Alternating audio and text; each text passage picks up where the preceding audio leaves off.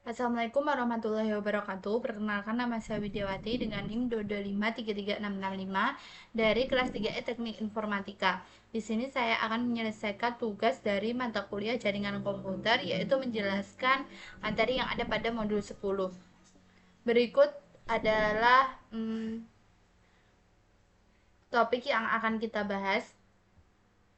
Yang pertama, ada konfigurasi pengaturan router awal. Tujuannya untuk mengkonfigurasi pengaturan awal pada router iOS Cisco. Yang kedua ada konfigurasi antarmuka.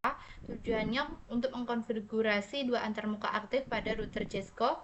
Yang ketiga ada konfigurasi gerbang default untuk mengkonfigurasi perangkat untuk menggunakan gateway default. Langsung saja kepada materinya.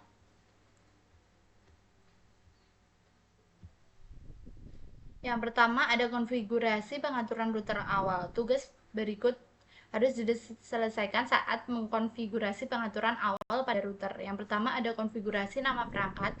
Yang kedua mengamankan mode EXEC istimewa, amankan mode pengguna, mengamankan akses telnet, mengamankan semua kata sandi di file konfigurasi, memberikan pemberitahuan hukum.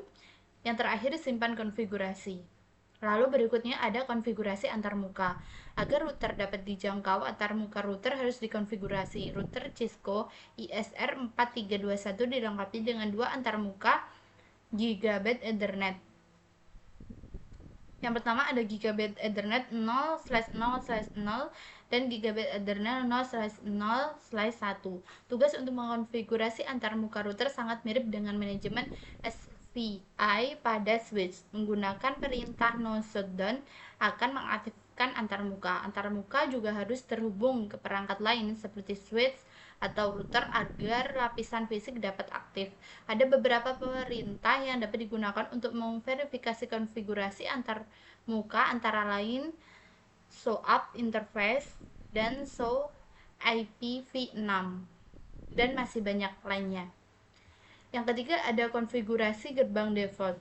Agar perangkat akhir dapat berkomunikasi melalui jaringan, perangkat tersebut harus dikonfigurasi dengan informasi alamat IP yang benar, termasuk alamat gateway default.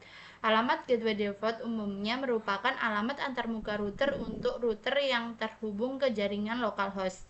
Alamat IP perangkat host dan alamat antarmuka router harus berada di jaringan yang sama. Untuk menyambungkan